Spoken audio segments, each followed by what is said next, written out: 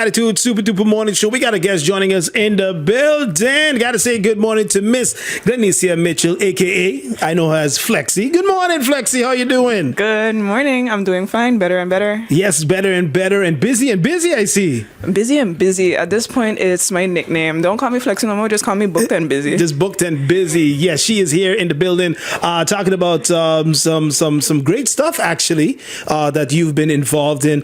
First of all, let's talk about. Before we get into the whole competition and everything that you're in, let's talk about your new business venture, actually. Yes. Yeah. So it's called Nourish Nook. Yeah, and it has a pretty interesting story behind it as well. Yeah. You know, I was preparing, hoping that you wouldn't ask about the story. Because at this point, I feel like, you know, when you have to repeat something over and over, it almost feels disingenuous to yourself. And I only started telling my story last year because I took up mentorship and they were like, you have to tell your story. So this business that I started basically is called Nourish Nook. We do gut health and holistic systems based on your DNA. Big fancy words just to say we look at what you are and what you have going on inside of you in order to then give you personalized and specific plans for your gut health. Right. Interesting. Okay. So basically the Nourish Nook started about a year ago? No, it started 4 years ago. 4 years ago. During the pandemic. It actually started because I had severely wrecked my gut. I was living in shelters while pregnant, and I was living off of earth kitting. And at the time, how the earth kitting system worked is unless you can prove that you definitely don't have assistance or that you don't have a house that you go back during the week or those kind of things, and they're going to put you on this limited 40 a week. And with 40 a week, I have to get bus. I have to go to St.Maarten house to work with them to see, hey, can you help me out with different situations? They were a great help during then. And I was eating burgers and Turks with pizza and so basically you messed up your insides. I messed up everything. So it just happened that I said, okay, well, I'm going to go back to the roots because I studied culinology, food sciences. So I said I'm going back to the roots and I'm going to find out what's going on with me. So I started eating salads and all kind of nice things. Yeah, if you want to get back on track, that's what you should do, right? Eat healthy, salads, fruits, exercise here and there. You should be good. Nothing happened. As a matter of fact, my weight ballooned. And then I started getting like these weird cramps. And then what happened is my weight started fluctuating. So it led me to actually having to do a test with a gastroenterologist. And he was like, you know, your gut microbiome isn't much, it's not very diverse. And that was the first time I even heard about a gut microbiome, even though I studied food sciences. Through that, honestly, that's how I started looking at core nutrients, trying to figure out what is it that when you put foods together actually make them work. Because I started thinking like, but my grandmother told me drink ginger tea if your stomach is hurting. They tell you to put castor oil if you have inflammation on certain parts of your body for pain. So I started to think maybe there's something more, and that's how I started figuring out or what I call ingredient stacking, which is basically just making a dish or a herbal remedy more potent by first finding what the core of the nutrient is, what it actually affects. Is it for inflammation? Is it for indigestion? Is it a diuretic? Is it for cell stimulation or stem cell invigoration? And that's what led me to then start teaching people. When I started putting things on Instagram just to teach people about the effects of food. And people started saying, yeah, but you going to teach us how to cook, or you going because you tell me what to eat, but I don't know what to start with. In the middle of pandemic, we don't want to hear nothing educational. Just show us the food. So I started to show the food, and I would then, because of my background in communications and marketing, I started, plugging things in either into voiceovers or in the captions. My first voiceover was wild. I didn't know how it worked. The video went viral because everyone saw that I did not know what to do with the voice note. But that's how we got here. That's how we went from having maybe 20 or 30 people in 2020 during the pandemic to now having 13.5. Wow. We've helped about 480, I had to go through the numbers, 487 lives transformed in these 4 years. And that can either be through plans that we have made, coaching, product recommendations, those kind of things. And now we've scaled those divisions. Okay, that's nice. And this is both men and women, everyone men, basically. Men, women, sick, healthy, because what happens is all types of people come to me. What happens is sometimes there's a very fit person who on the outside, it's the epitome of health and this is what you should look like, but inside they're suffering with either something diverticulitis, or maybe they've formed a hole in their intestine due to poor eating. Maybe they have an excess of acid in their body from bile that's building up because they're eating things that's not for their genetic code. There's a different thing. There's even people who have come to me from psychiatric help or therapists because there's a gut-brain axis that people are not realizing, that the gut is actually the second brain. So sometimes we're telling ourselves, okay, we're going to eat greens, we want to lose weight, all these kind of things, but we're not realizing, and it took me suffering with it to go through it, that the gut is the second brain. So when the gut is not functioning and there's lining and there's holes going through it, so it's permeating, what we call leaky gut. When those toxins then flow and they go into the liver, and then the liver then has an effect on the pancreas, it has an effect on the blood, it has an effect on all of these things, the inflammation goes to the brain. Depression, Alzheimer's, Parkinson's, dementia, all of these things now doctors are finding out, and big papers like the NHS and all of these, the Heart and Blood Disease Association, even in the Netherlands, they're talking about the fact that now they're realizing that the system that they have built for medical education was never based on what is happening with humans. It was based on certain techniques, about advancement, and it took us far away from actually looking at the body. What is happening? The gut is actually what is dictating what is happening in the body, and the brain is reacting. Which really shows that you are basically what you eat, and that you really affects you. You are literally what you eat. Okay, all right. So this is interesting. So basically, let's say, so the Nourish Nook helps you, deal with this type of stuff. Now, when it comes to you on your daily eating, do you always, pay attention to what you're eating on a daily basis, or is it only based on I feel this way, or I want to do certain things with my body, then I eat? How does it work for you? Is it every day that you go through your Nourish Nook ingredients, or sometimes I want to eat a burger today? Oh yeah. Oh yeah, because and that's why whenever people have come to us, they don't come back 2 years later for the same problem. The people who come back to us, it's because they've enjoyed the program, and it's because we do functional food and functional holistic health. And I mean, functional is very self-explanatory, but what it means is that you're eating with a purpose. At the end of the day, we're all human, and there are days where you're tired, you don't have the time, you don't want to meal prep, those kind of things, but it's more about the awareness of what you're doing to yourself that is more important than keeping a routine. Yes, habits are part of it. What we do is we take people through a system. We first do the testing on them. We find out what is going on in your gut. We do your blood markers, your biomarkers for your DNA, your genetic testing, and all of the things. We give you a pre-testing plan, which is just to help you get into a routine of doing things. Because the biggest issue with health habits, and I don't want to say diets, is the routine. It's not that people don't have, in some cases, access to the healthy food, or they don't have access to the knowledge, is the upkeep of it. Are they going to be consistent? The consistency, exactly right. You understand? So when we go in first, and what I do with myself is the same thing that I've done with people. So I've built the program based on what has failed and worked for me as a human, not as the individual. As an individual, right. How long does it take me to build a habit? How long does it take me to want to try something else? These are things that people don't think about. When you go to the grocery store, which are your preferred vegetables? I'm asking you. Oh, you're asking me. Oh, I'm being interviewed now. Usually, you go for the carrots, the lettuce, tomatoes, what else? Your broccolis, that's the green leafy type of vegetables, usually most of the time. And why do you do that? I've been told it's healthy. Why not? So why just eat it? Go ahead. And that's the problem. Not every nutrient is made equally, and not every nutrient is made for you. So I spoke about this same example the other day. Or I'll just give you two examples. We had Purvi. She's, and I got her permission to talk about it. She's one of our clients that we had 2 years ago. She lives out in Mumbai. She was trying for 2 years to conceive. She has gone to the doctor. She's checked for PCOS, doesn't have PCOS, those kind of things. She came to me accidentally found me because of an okra water video. And the first thing I asked her is, what does your inflammation have in this? Like, what is your inflammation markers? Have you been doing blood tests? Have you, I didn't care about what she was eating at the moment. I was trying to figure out what is her environment.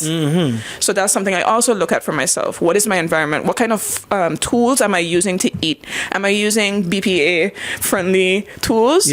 That doesn't matter, because what the utensil companies are doing actually is, when they put BPA free on it, they're using alternatives. So they're using BPR, they're using BPS and BPA.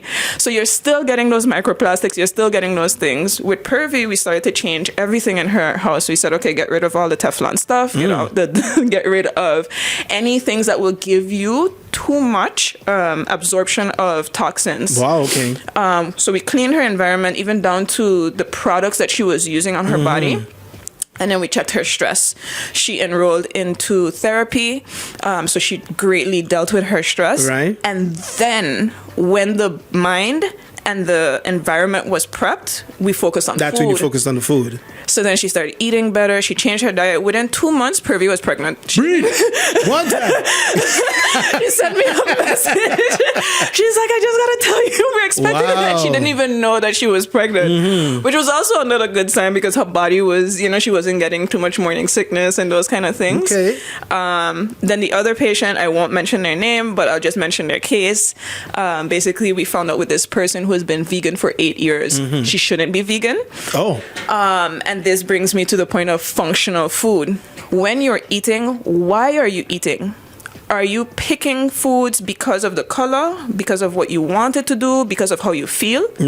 All of them matter in their respective spaces. But it's as easy as going on Google. What are the effects of ginger? What are the effects of carrot? If I know I'm looking to reduce visceral fat, and I'm trying to, which was the case with the lady who was vegan, she was trying to reduce visceral fat. Which is fat around your organs and muscles. Which is the hardest one to get rid of. In order for you to do that, you have to start getting fat adapted. But you can't get fat adapted if you're eating a vegan diet. Right. So it was a very difficult situation where I'm trying to tell her, you might have to start taking animal proteins, because your biomarkers are telling me that you're not supposed to be vegan. Her body was producing 4 times the amount of bile just because she was missing a specific amino complex that was found in mainly red meat sources. What we had to do is, and again, it's about, when people come to us, it's about the person. So I'm not going to tell you, come to me and then try to make you eat meat.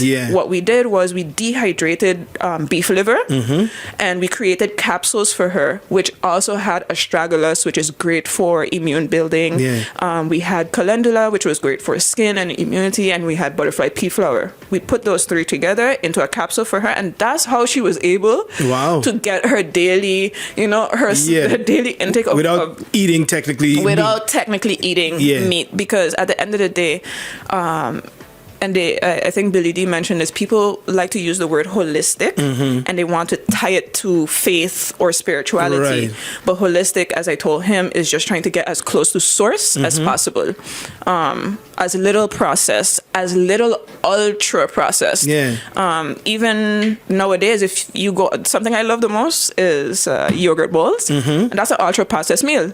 You would think that a yogurt bowl is actually like super healthy, but by the time the factory has made the actual milk, they've added 2 preservatives, which makes it into an ultra processed meal. And then when it gets into the body, it actually metabolizes as an enzyme that creates more inflammation in the gut specifically. So it's better to look for the ones that have fat, because if they take fat out, it's ultra processed. That's why it feels like water in your mouth, those kind of things. The fact that we have come to an economy where they're trying to tell you low fat everything, no fat nothing. When the cavemen them was eating the cows and the goats and everything full fat, they were eating everything, abs out of the gods, living for how many years? We was telling them low fat cow then. So go eat the skinny cow. You wouldn't eat those things. So those are the things that I look at for myself. I look at what is it that I'm trying to do? What information can I find about the ingredients that I am going to do? And then I try to stack those things together, and I also give myself grace because it takes time. People try to rush too much and you can get sick. Unfortunately, one of the people who came to us, she was so excited about doing everything, but she wanted to go too quick. And we have like a beta test group where we're running our course, a small course, until we launch the full thing. And she was one of them. Like, we have a leaderboard in there. She was top of the leaderboard. Then we just didn't hear from her. So I'm checking in. I'm like, hey, how are you doing? I haven't heard from you. Are you okay? She's like, actually, with the inflammation 7-day thing, like, I think I went too hard. She had to go to the doctor. She actually made her acid more. And now she's doing better. She's feeling better. But she understands the importance of pacing yourself. And 2, understanding what you're doing. The information that I give people is not something that you have to go to school for, but it's very hard. Majority of the people who come to me say it's very hard to figure out who to go to. This influencer said don't eat carrots. This influencer says bananas ain't real. Another one saying that the broccoli is a lab thing. Genetic, modified and whatever. It's true, but the words that they're using, it's not actually the situation that's happening. And now it scares you to even eat anything. Exactly. We've been gene splicing potatoes and broccolis and those kind of things. Because I was going to say, you might have some people that are listening, some experts or doctors or nutritionists be like, okay, but she what is she talking about? She doesn't know the science, and all of that. So what would you have to say to that? I would have to say I do know the science. I've spent 14 plus years in food and beverage. I've worked everything from the trash can straight up to the head chef. I have worked in 2 to 3 2 but part-time 1-3 labs in which I did food sciences. 2, I am my first patient. So when things happened to me, it caused me to go and find answers. And when I found out that answers didn't require a medical degree, that gave me all the push to share the information. Now, I will say I work with experts. I do work with gastroenterologists. I do work with neurologists and all of these things because it's one system. Just because I've found the root cause to a metabolic issue doesn't mean that the practitioner who was already handling you can't continue their course with you. It doesn't mean that they might not have other insight. Their knowledge is very valuable. It's just that I want people to move away from pharmaceutical solutions into more hybrid solutions, because there are points in this life where there are unfortunately diseases that have started because, again, like visceral fat. If you have visceral fat, you're almost like certifying yourself that you're setting yourself up for one of these chronic diseases. But you can solve it. It's not too late. So when you look at these things, I want people to just think of themselves as a whole person and look for whole person solutions, not just the pill. See if there's a way that you can have, if you do need it, the pharmaceutical option and a holistic approach. Because after a while, if you keep pumping the toxins into you, it's going to affect everything. You have to reset, and a reset takes a long time. Yeah, absolutely. So you've impacted not only yourself but many people as well, and that's how you got into this whole entrepreneur of impact, basically. So let's talk quickly about that. What does that mean for you, basically, this whole entrepreneur of impact, and where does it put Nourish Nook?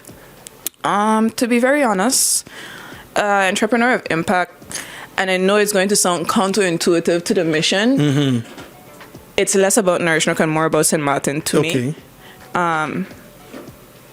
We have so many talented people on the island, and we get known for that. You have REC who went out there. You have Tamilia. You have Kenyo. We have different dancers. What's his name? I think Jay. And other guy who just recently. You have Casey Carty.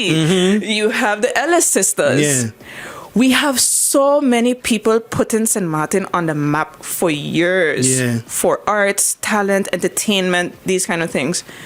But we've been showing that we have interest in diversifying these pillars of economy that we have. We have tourism and we can't rely on it forever. We've spoken about medical tourism.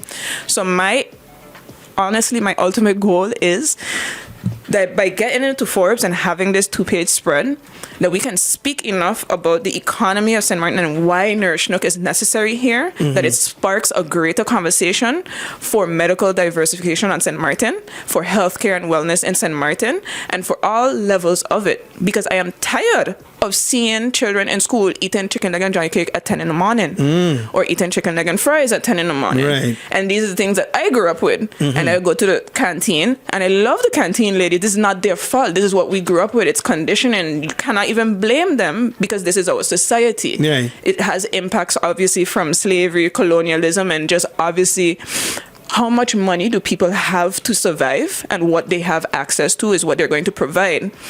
But it's cheaper to give someone healthy food in school than it is to go and wrap it in foil, and then that foil leaches into that chicken that has been sitting down for hours, because that's how it was done when I was going to school. The lovely ladies would get up at 5 in the morning. Right. They go down, they fry everything. You walk into school at 8, you done smelling it. Yeah. You smell the oil frying, and you're checking like, listen, 10 o'clock. I'm just waiting for this. Total. Yeah. So now, not only was it fried early in the morning, now it's just sitting there. Just sitting there, absorbing all of the thing from the aluminum. Then you have children that can't sit down in school in class and pay attention because they're eating processed ketchup. They're eating high fat in the morning. They're eating something that has been leaching heavy metals into their body. And then you're wondering why they're skipping class, why they're talking a lot. Yeah. A lot of it has to do with their food. Yes, upbringing. But the upbringing also influences the food. Because if the upbringing was all great and they was eating healthy, and maybe there would be a different impact at the school as well. Right. So when we think about those kind of things and the mission, I think about it at all those levels of having impact at school level, at corporate level. We have 2 corporate companies right now where they have 200 staff, and they're running through bi-weekly trainings with us on health and wellness for 3 months, just to give their staff access to knowledge. And I find it's a beautiful thing when a company actually cares about the health and wellness of their staff. Right. It's one thing to say it, and then you look for interest and those kind of things, but to see that you put your dollar down for your staff means that you value their time there, you value the work that they're doing to, and you value the access that you have to these people. Right. It's not always about profit. It's about the people as well. It's about the people, and that's what this competition really is about me. Like, how can I highlight St.Maarten and what is necessary to spark conversation and to bring those networks, because it comes with a mentorship with Damon John, which is from Shark Tank, who's an investor on Shark Tank. I've spent the last 2 years spending almost 6 figures in mentorship with people who've been around him. The people who I won the competition with at InvestFest was around him, which put me into a mailing list, which put me into this competition. We don't have access to those things here. So I'm hoping to be able to highlight these things in a dialogue that sparks interest from all of the Forbes readers. I'm hoping that it sparks conversation even here at our government and parliamentary level about the food programs that we have in the school. I was actually contacted by one of the companies here that do a breakfast program for one of the schools. But again, these things have to be legislated. They have to be mandated at state level. For it to be respected at the individual level.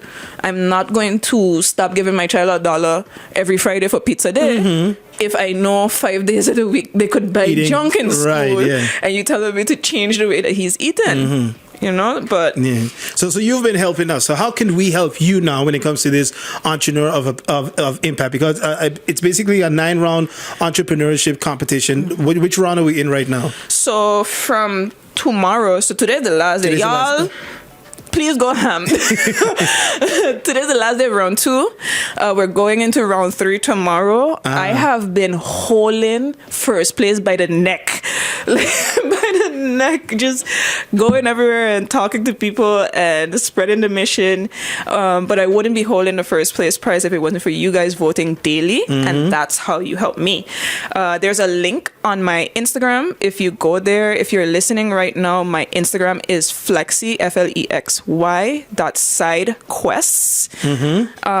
You can find a link in bio there, or you can go to Nourish Nook. So on Instagram, that's the Nourish Nook, look for the logo that has like the house and purple, because after I started Nourish Nook, 50,000 pages just randomly popped up with like random versions of Nourish Nook, to the fact that now I have to verify it because we trademarked it. And you can go to entrepreneurofimpact.org /2025/Glenicia GLENICIA, and then you cast your vote there. It is free. You have to vote every 24 hours. Well, don't have to, but I would be appreciative. Yeah. And then if you want to vote extra, you could just put in an amount as well. Yeah. And then, that helps. So attached to this is an initiative that I'm very deeply supportive of, and it's Gen Youth. Basically, Gen Youth provides nutritional meals and coaching and courses for schools and students. And if you do pay for a vote after your free vote, you can only pay after you've casted a free vote. Right. Sometimes I think at the bottom of the page it shows. Okay. What happens is that each of these votes goes towards a dollar amount for Gen Youth. Oh, cool. I will probably share a video about the Gen Youth mission this week or whatever, but that's how it is. You can vote more. There are some days where they do challenges with us where it's 2x votes. Last week we had a 2x vote. Everybody went ham. But I also have a WhatsApp group. If anyone wants to join that, just send me a message. We have a few people in there because some people have alarms on their phone, but some people don't like the alarm thing, so they prefer just to get the daily message like, hey, go vote. Reminder, right? So we've been doing that. Okay, all right. So far you've been doing good. So we have tomorrow starts round 3. So basically you have 6 more rounds to go. Yes. So, and we're not out of the woods yet. No, so we went top 20. We're doing top 15 cut this week. Next week will be top 10 and then top 5. Okay. And then it gets very, very tough because then we go into the quarterfinals, which then they pull back all of the number 2s. Anyone who got number 2s for the last 4 rounds, they're going to pull them back in. And then there's a wild card round the following week. Wow. Then all of the number 1s for the 9 weeks plus those 2 extra rounds will go into the semifinals. And the quarterfinals and the semifinals. And after that, March 27th, we have like a dead space of like 3 weeks. And then on April 26th, they're going to tell us who the winner is. Wow, okay. So we're going into Carnival. We have a booth 11. Oh, so you're going to have a booth? Oh, yeah. We bring in all of this here. We are doing packages. We're doing pre and post Carnival packages. There are certain things. I'll probably just come back to discuss that a different time. For corporate and for individual. Okay, sounds good. Well, Glenicia, much success to you. This is a great project that you've been working on for quite some time, not only for yourself, but for other people. And you've had many success stories. If anyone is interested in reaching out to you when it comes to the Nourish Nook, how can they do that? So I will give my number because, on St.Maarten, WhatsApp is the email. Oh, that's everything. Email, website. And it's stressing me up because I'm bad at WhatsApp.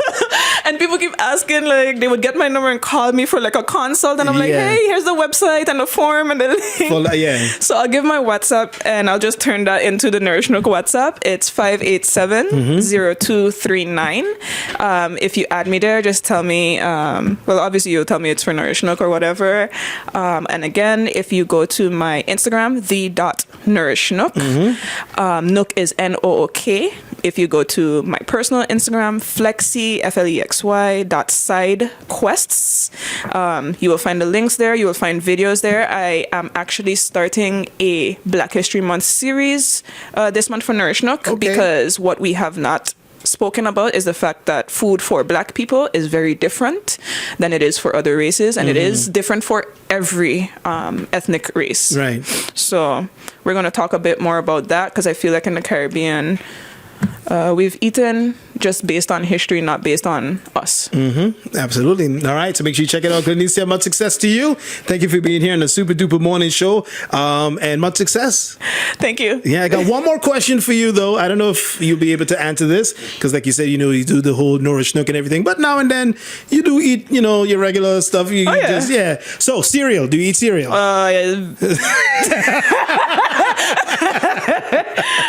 Not Not often. Not often. Okay. Okay. So besides, your regular cornflakes and whatever, what's another cereal that you do enjoy eating? I go crazy for, I don't like the brand, but the Kellogg's with the dried strawberries in it. That's the the red berries. Right. I like that. Special K. Special K. Special K. And I like Cocoa Puffs. Okay. Very obsessed with Cocoa Puffs. Don't eat it too much, but no, but very rare. Yeah. Okay. All right. You gotta treat yourself. And what about your son? He does the whole eating as well? Because I've seen videos of him helping you cook as well. Yeah, he fights me. Oh. He don't want the vegetable. It took me a long time to get him to eat fruits and want to like fruits. But what I did is I thought of him like as if he was one of my customers, and I started saying, if you want to be strong, you gotta eat this. If you want to, and he would see me filming my videos and talk about things, and he randomly asks me for like carrot soup or onion soup and those kind of things. So it's like we're getting better. Because you want him to eat good, better, but you still want him to enjoy being a kid as well. He's a kid. He likes pizza. I allow him to have a candy. He's a kid. But on my end, I just try to pack in as many leafy greens and polyphenols and those kind of things for him. All right, sounds good. Thank you, Glenicia, once again, and I'm a success. Yes.